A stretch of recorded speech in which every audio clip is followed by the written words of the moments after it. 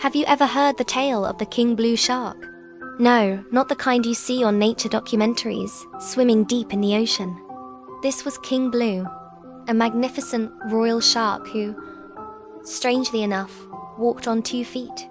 He ruled over our vast sandy kingdom by the sea, and his subjects, the crabs, the seagulls, and all the coastal critters, adored him.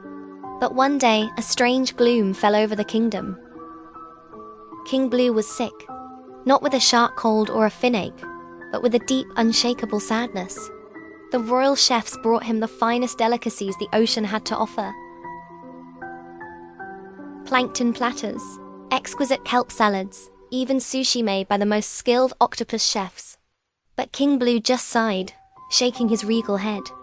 Nothing tasted right. He felt weak, his vibrant blue skin looking a little pale. The whole kingdom was worried. Determined to shake off this melancholy, the king decided to take a walk along the edge of his kingdom, where the sand meets the world of humans. He waddled along the shoreline, his 2 feet leaving funny, webbed prints in the wet sand. The sun was warm, the waves were gentle, but the emptiness inside him remained. And then, he saw it. And more importantly, he smelled it. A group of humans were gathered around a colorful blanket, laughing and enjoying their lunch. They held these strange, round constructions in their hands. A warm, savory aroma, unlike anything he'd ever encountered, drifted on the sea breeze and tickled his sharky nostrils. He watched, mesmerized, as they took huge, happy bites. A fluffy bun, a juicy-looking patty, some sort of green leaf, and a slice of bright red fruit. What is that wondrous creation? He wondered. A little girl, noticing the king staring, smiled and shouted, "It's a burger! It's yummy! A burger!" The word echoed in his mind. Burger! A newfound energy surged through him. He turned and marched straight back to his sandcastle palace. "Chef," he boomed, his voice stronger than it had been in weeks. "I have a royal decree." The royal crab chef scurried forward, snapping his claws in attention. "Forget the kelp. Forget the plankton," King Blue declared. "I want a burger." The kitchen was thrown into chaos. A burger? What was a burger? The chef had never even heard of it. But the king was determined. He described what he saw in great detail. The toasted buns like 2 halves of a seashell, the savory patty grilled to perfection. They used a special seafloor volcanic vent for that, the crisp sea lettuce and the juicy sea tomatoes. After much trial and error, the chef presented the very first Royal Ocean burger. King Blue looked at it, his eyes wide. He cautiously took a bite.